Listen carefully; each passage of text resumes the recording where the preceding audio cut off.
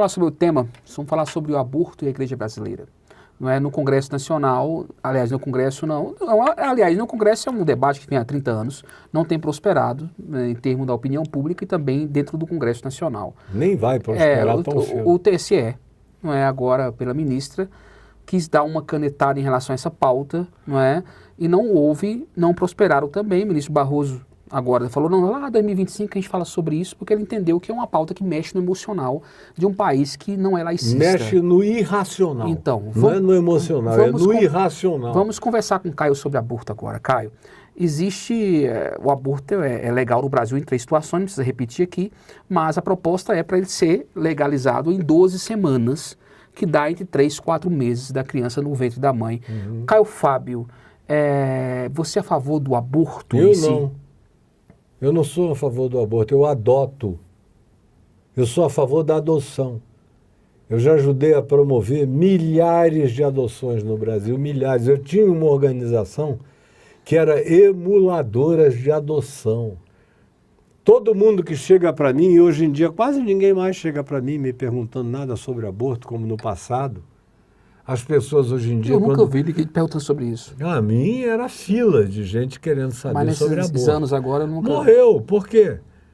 Porque de fato e de verdade as pessoas, quando precisam abortar, vão e abortam. E não querem conversar nem com o padre, nem com o pastor, nem com o juiz, nem com ninguém. Elas tomam as decisões delas. Porque já chegamos num ponto na história humana em que toda mulher sabe que o corpo dela é dela e quem vai ter que viver com as consequências de qualquer coisa é ela. O filho vai ser dela, ela vai ser mãe solo. Ela vai ter que cuidar sozinha. Se ela puder, a maioria quer ter. As que não têm e que recorrem ao aborto, em geral, são aquelas que não conseguem ter, não se garantem para ter, ou têm medo de que não tenham saúde o bastante para sobreviver à própria gravidez e à gestação. Então, para mim, aborto é uma questão de saúde pública. Sim. Tem que ser tratado neste nível exclusivamente. A igreja deve ensinar as pessoas como eu ensino. Ninguém na minha casa nem na minha família jamais abortou. Entre os meus primos, eu tenho mais de 50 primos, nunca ninguém abortou. Uau.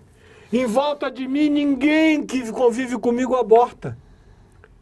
E a quantidade enorme de mulheres que já chegaram me consultando sobre o aborto, e eu disse, minha filha, se você não tiver nenhuma alternativa de consciência em relação a criar teu filho, a cuidar do teu filho, eu te sugiro o seguinte, se você tiver condição, tenha o filho e me dê.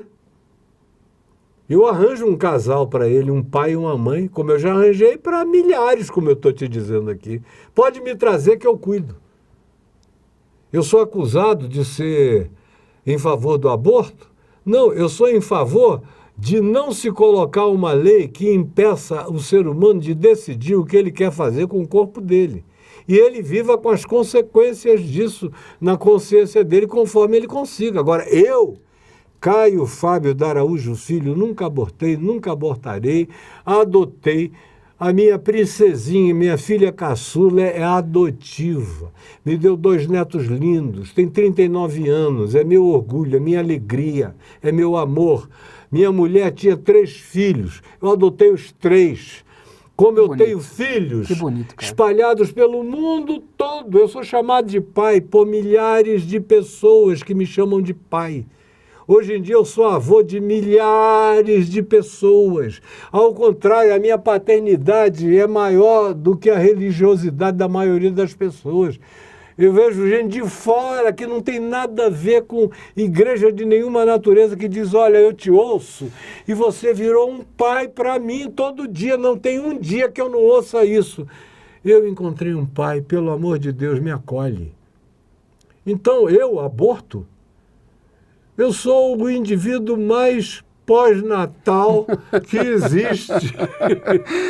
Sou natalino, natalício, pós-natal e acolhedor. Eu te perguntei sobre isso. Agora é mentira, assim como eles mentem a meu respeito sobre praticamente tudo, porque eles não têm o que me dizer, só que eu me divorciei.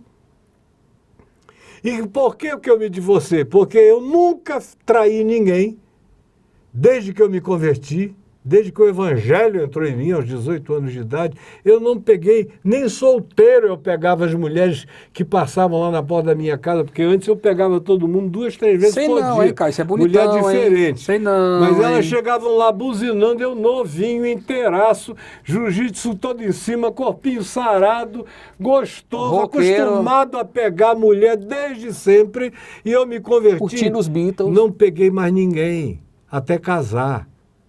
Até casar. Assim, na igreja, as meninas iam por causa do evangelho, mas muitas chegavam lá de cara porque queriam me seduzir. Eram milhares de tentativas de sedução. Ninguém tem uma história para contar sobre um vacilo meu, nem uma piscada para ninguém. No dia que eu, com 25 anos de casado, traía a minha primeira esposa, Você confessou. eu confessei e escrevi uma carta. E muitos criticaram por causa disso. Não, me disseram, você não devia nunca ter escrito, porque agora a gente não pode mais negar, a gente gostaria de Tratar aqui, de vamos tratar cuidar, na cabala dos pastores, como você cabala. cuidou da gente. Tantos, eu sabia das filas e filas e filas de adultérios de todos esses pastores que você conhece.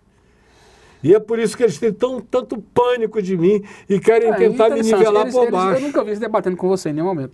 Não, ele não tem Eles falam, coragem, nunca vi. cara. Não tem. E o garoto aí que você falou, do Anderson, eu não sei o que Eu ele ainda vou gostaria provocar um café com vocês de dois. conversar comigo. Eu tenho Agora, uma se missão, ele vou vier, provocar um café ele com vocês venha dois. como meu filho, querendo aprender, porque eu sou um velho perto dele, cansado de bobagem. Eu não tenho mais tempo para bobagem. Cara, vamos falar sobre religião e política. Né? Religião e política, você que... Que são a mesma coisa. Se Billy Graham foi conselheiro da Casa Branca por muitos anos e décadas, muitos dizem que você é muito próximo, chega a ser um conselheiro do presidente Lula. Não, mentira. Muitos dizem que o senhor esteve muito próximo dele na Eu campanha. fui. Não. Mas como é o Nessa campanha agora? como é o relacionamento do A minha Caio... relação com o Lula foi muito intensa de Como é o 1990 até relacionamento 2000. do Caio e a política em si? O senhor teve com o Ciro Gomes esses dias, arretado. Eu gosto do Ciro, ali é Sou arretado. procurado por todas Comedor de as rapadura pessoas. com queijo, igual eu. Tenho amigos de todas as linhas partidárias. Caio, eu sou um ente suprapartidário Religião e ideológico. política se misturam ou nunca, Elas ou nunca não tiveram se separadas? separam. A religião e a política são a mesma coisa, é um fenômeno antropológico, pré-semítico, pré-bíblico, pré-cristão. Em qualquer lugar, em qualquer cultura da Terra, você tem um sacerdote e um rei. Você tem um pajé e um cacique. Você tem em qualquer lugar da Terra. É só uma questão de pesquisa antropológica. É por isso que o Apocalipse, sabendo disso, o João do Apocalipse, bota nos capítulos 12 e 13 do Apocalipse aquela junção inseparável entre o falso profeta e a besta que emerge do abismo, que é o sistema político, que nos dias de João era Roma. No imperador, ele tinha os seus sacerdotes que faziam um culto ao imperador, como em muitas cidades greco-romanas, a começar de Roma.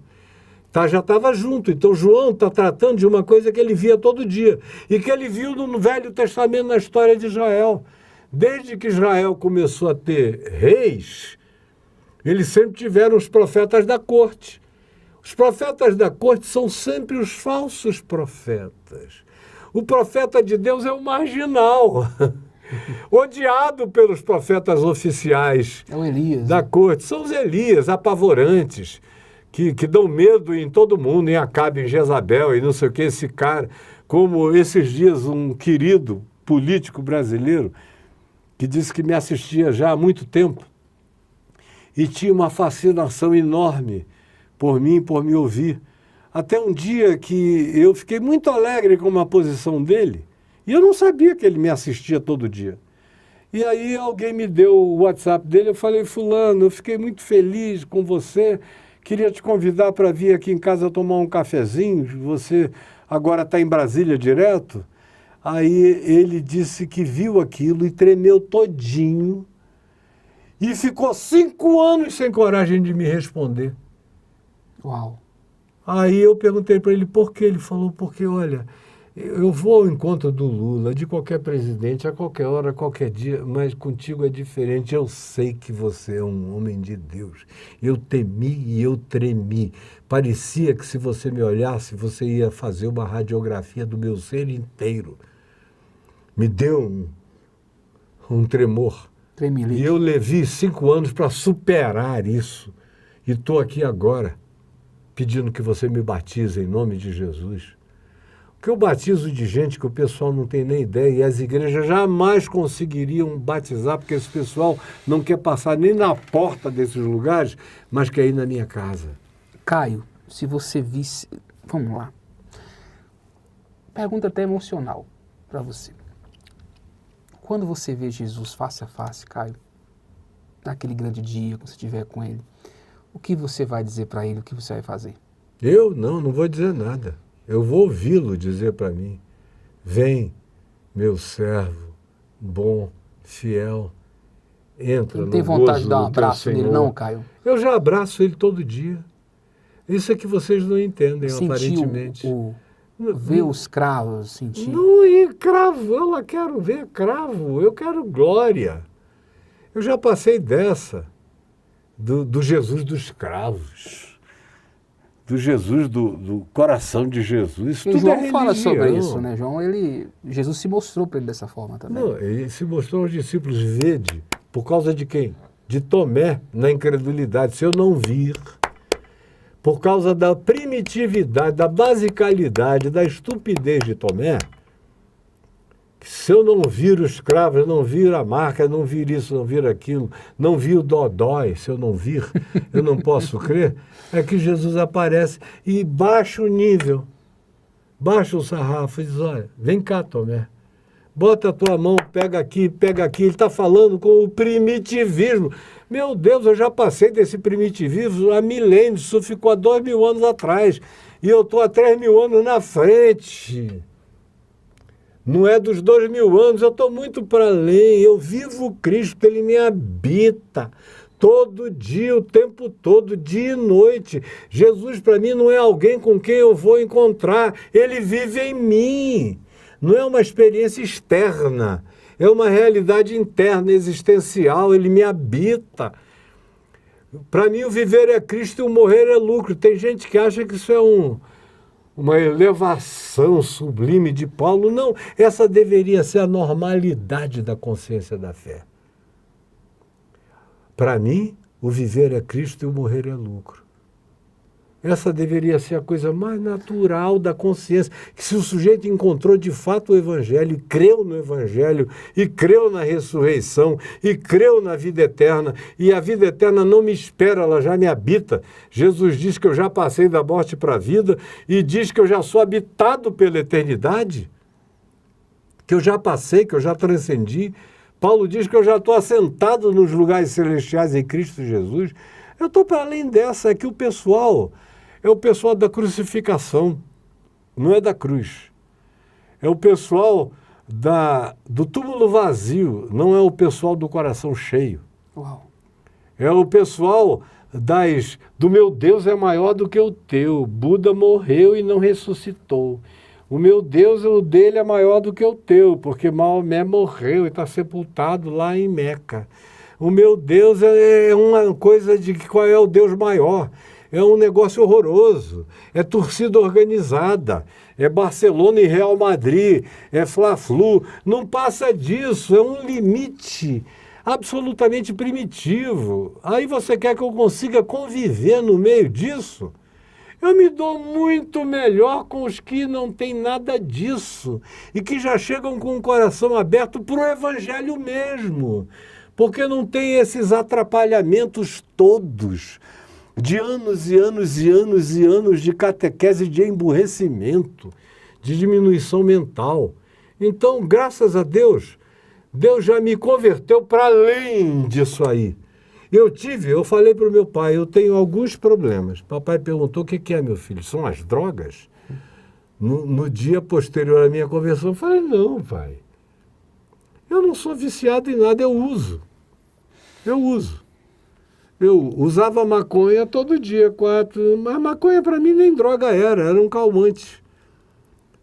contra a ansiedade. Porque senão me dava vontade de meter a mão na cara de um bocado de gente que eu brigava muito e era bom no negócio. Então, era um calmante, era para relaxar. Agora, as outras coisas, eu fui parando de tomar cedo. Tomei muita metanfetamina, anfetamina, quando eu era adolescente.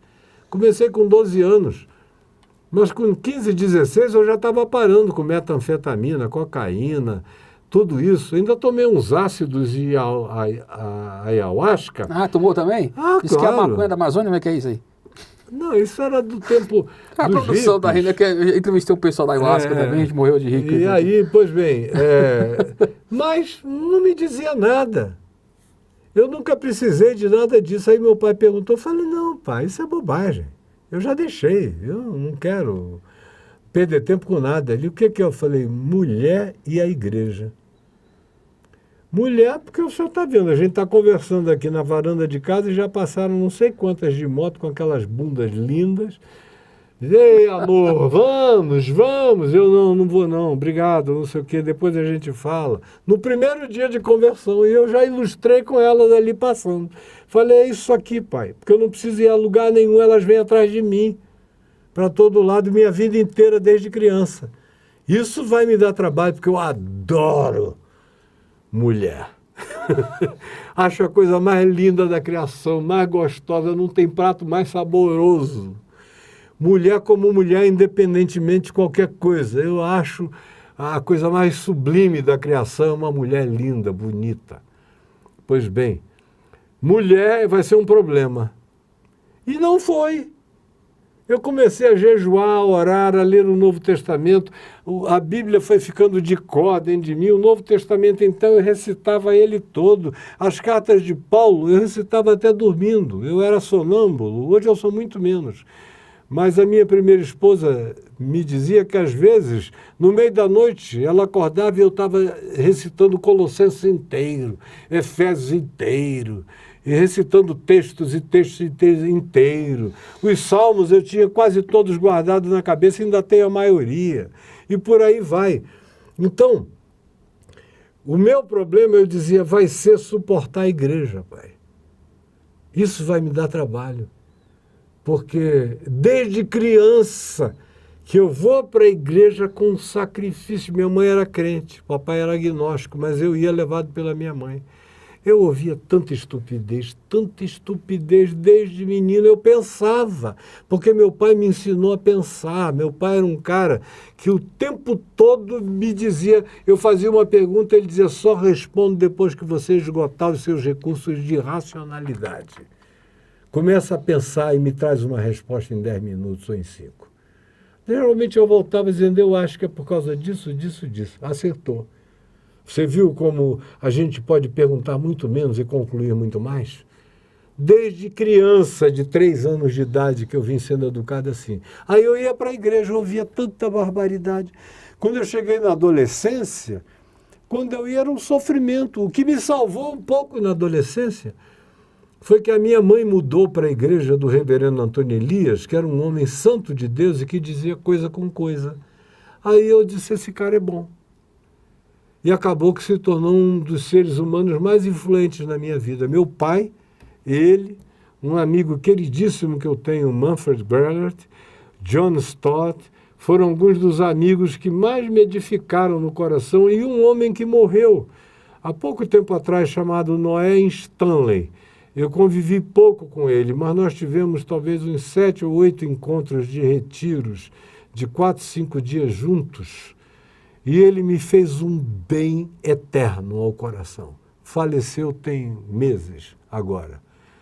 E eu tive poucas pessoas que me deram prazer mesmo nesse convívio. O resto era um exercício de suportabilidade da ignorância perene, que você explicava e eles não queriam entender. E que é um fenômeno cognitivo com o qual Jesus lidou sofridamente, porque é uma coisa que ele repete o tempo todo nos 4 evangelhos, especialmente nos sinóticos, os 3, Mateus, Marcos e Lucas, quando ele diz, tendo olhos não vedes, tendo ouvidos não ouvis, tendo o coração não discernis, para que porventura, vendo com os olhos, ouvindo com os ouvidos e discernindo com os corações, venham a vos converter e terdes que ser por mim curados, que é o que vocês não querem. É a cura que vem da cognitividade, da iluminação do Espírito, eles não querem. Verdade dá vertigem, dá pavor. Religião é uma plataforma de conforto básico, para quem não quer tirar o pé de uma ilhazinha e abdica do continente inteiro do amor. Fica preso ali naquele banco de areia e pensa que só tem vida ali e não aproveita o oceano, a vida, o mundo, o cosmos, a existência. E eu estou falando de maneira metafórica, porque o Evangelho são múltiplos cosmos de discernimento espiritual, portas que se abrem, como Paulo diz, escrevendo aos Efésios. A minha oração é para que vocês alcancem a altura, a largura, o comprimento e a profundidade do amor de Cristo, que excede a todo entendimento. Aí ninguém quer isso, muito pouca gente quer, dá vertigem. A verdade dá vertigem, dá pavor. É como chegar na beirada de um edifício de 150 andares e o cara já se sente chupado 30 metros antes de chegar perto da borda. É o que a verdade do Evangelho provoca na maioria dos religiosos. É por isso que eu gero esse desconforto todo. É porque eles me veem sem medo de botar o pé no abismo e andar como o Indiana Jones no Last Crusade, na última cruzada, atravessando aquele abismo. Sim. É porque eu botei o pé e vi que está tudo forrado. O abismo está calçado. Pela fé você atravessa qualquer coisa, qualquer mundo, entra em qualquer ambiente. E como eu ia dizendo e parei, Jesus me deu ordens, dizendo: as portas do inferno não prevalecerão contra a igreja. Eu sou a igreja. Então eu entro pela porta e saio pela porta, eu vou até dentro do Tártaros, como o meu Senhor me ensinou aí. Como diz Pedro, na primeira epístola, no capítulo 3, desceu ao Hades. E não é nem ao Hades, ao mundo dos mortos dos gregos, é ao Tártaros, que era o inferno mais profundo do Hades. Desceu ao Tártaros e proclamou a libertação aos cativos no inferno. Vai dormir com esse barulho. E Paulo diz aos Efésios, e ele, quando subiu às alturas, levou cativo o cativeiro e concedeu dons aos homens. Agora, quem tem coragem de viver com as implicações dessa constatação? Uau. Caio,